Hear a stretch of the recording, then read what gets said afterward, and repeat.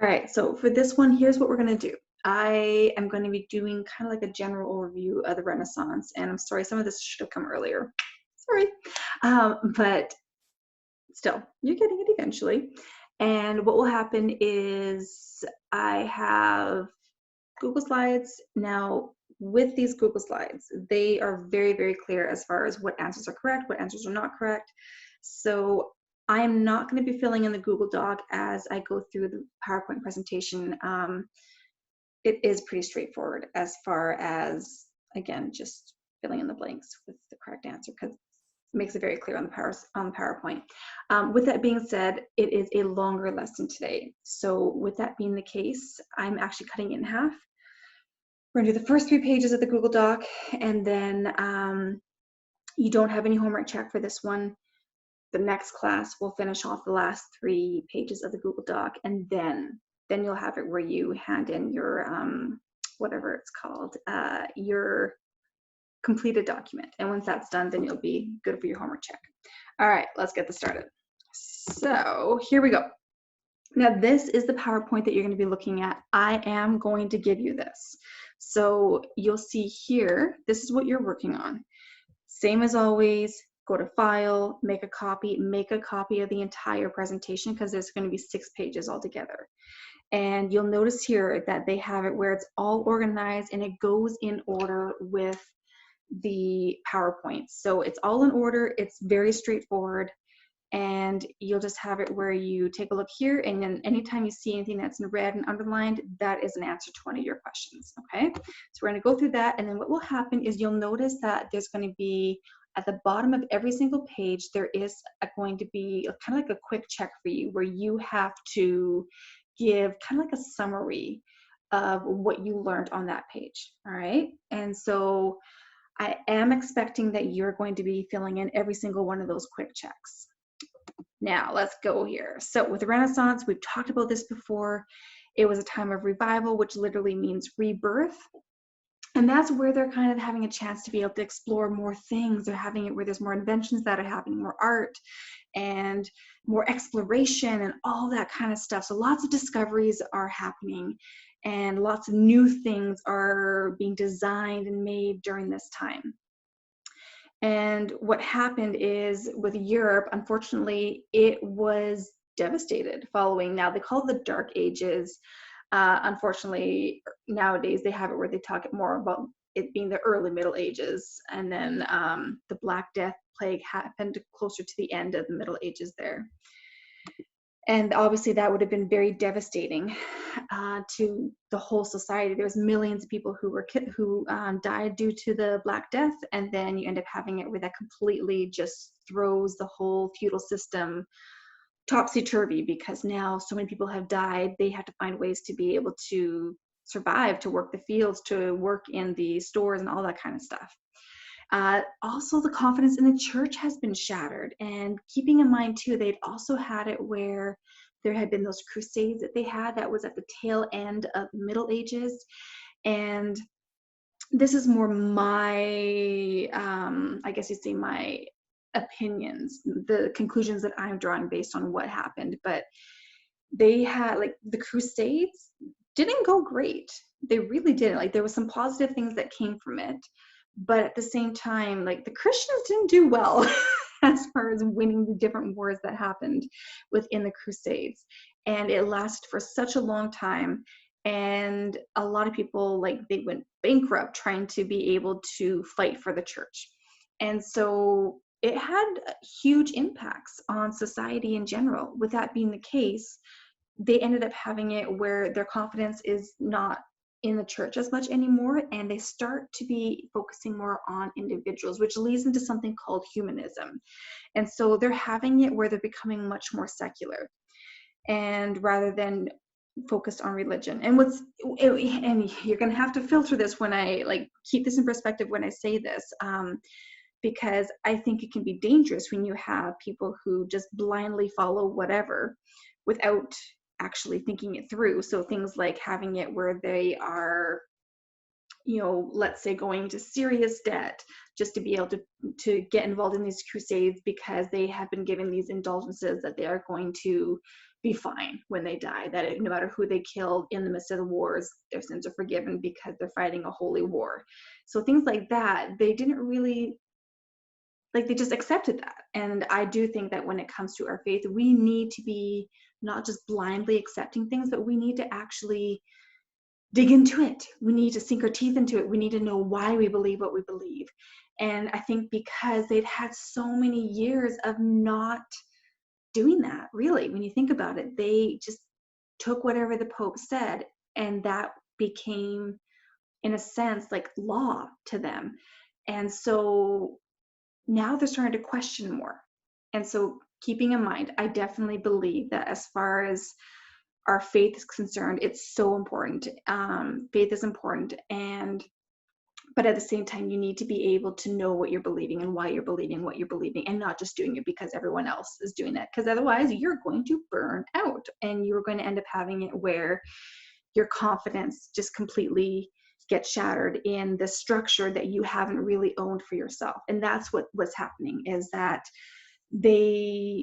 from what I'm seeing, is that after all this fallout from the Crusades, from the heavy control of the Catholic Church, and even like the stand that Henry VIII took against the Catholic Church as well, all those different things, it's causing a ripple effect to have it where people are starting to question why they're doing what they're doing.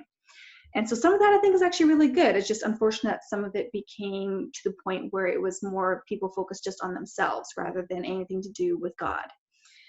Okay, that was a side note there, but it is connected. All that to say is we know that it was an intellectual movement. There's lots of science, like advances in sciences, inventions, art, all that kind of stuff. We have it where this is where humanism comes into play. And that's where they basically put the importance on the individual. So they're kind of taking God out of the picture, and they're having it where they're just focusing on the human, on the individual, the goodness of human beings.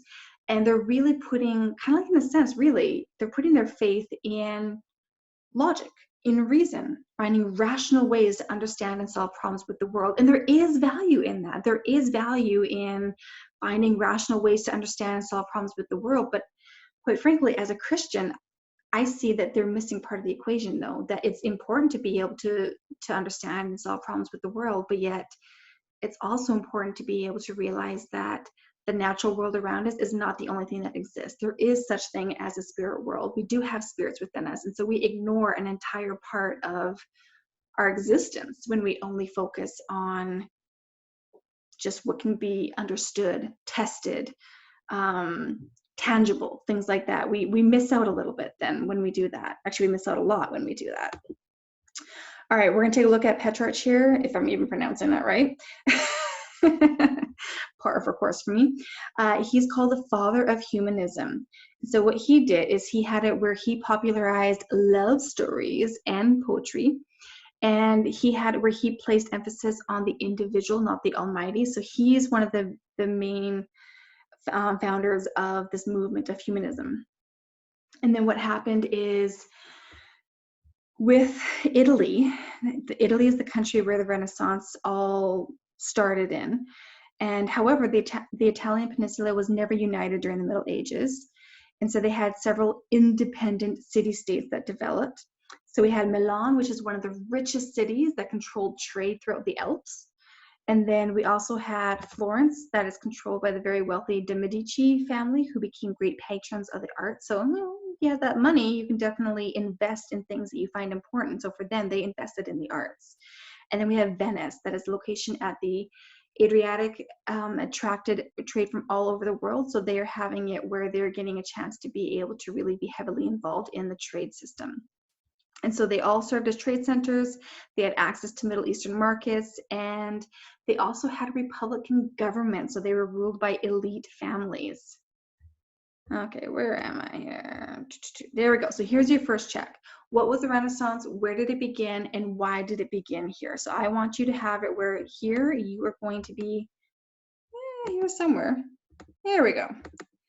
You're going to be answering that question. All right, so make sure you're answering the question to the best of your ability. have it where you give reasons based on what you learned already. And moving on here quickly. So with art, we have it where art did change during the Renaissance. It had it where the new art that was produced reflected the humanistic change in thinking.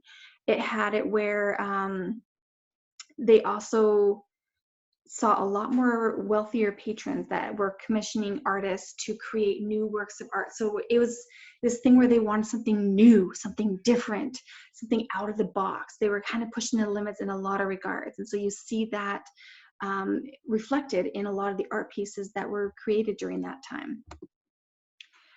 So the medieval art, so during the Middle Ages, we have it where that was heavily focused on the church and salvation. It was very, very prescriptive almost as far as the type of art that they had.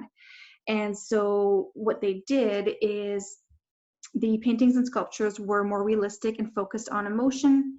New techniques, shall I say, were used to bring art to life. Now the Renaissance, their art focused on individuals and worldly matters. So they're kind of expanding things. They're looking, on one hand, they're looking in a little bit more on the individual themselves, rather than just, again, the church and salvation. But they're also dealing with other worldly matters, not just the church and matters of the faith. They're having it where they're going beyond that in the different things that they're exploring. And so you can kind of see a little bit of that here. We have it where we have a linear perspective where they add depth to the image here. This is during the Middle Ages. And then we see that they're starting to progress as time goes on. These are each 100 years apart from each other. And you can see towards the end here, we see definitely a lot more shortening of lines to create depth. So you see more depth here. You see, what was I gonna say? You just see a variety of techniques that are happening here, and they're exploring different types of subjects, I guess you would say, for their art.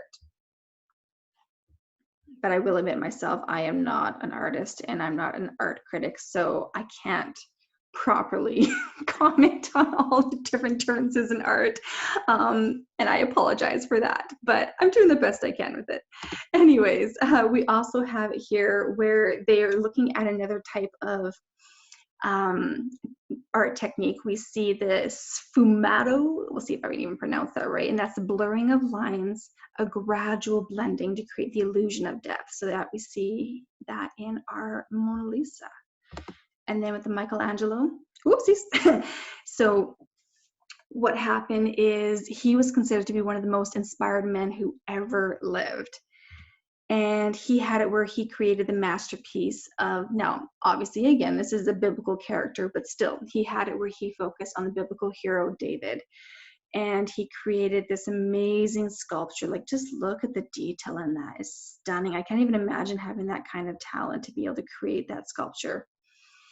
All right, what we're gonna do is I'm just gonna stop this video and I will come back for part 2. We'll go through the last little bit of slides, and then you'll go through, you'll answer the questions at the bottom of the next 2 pages.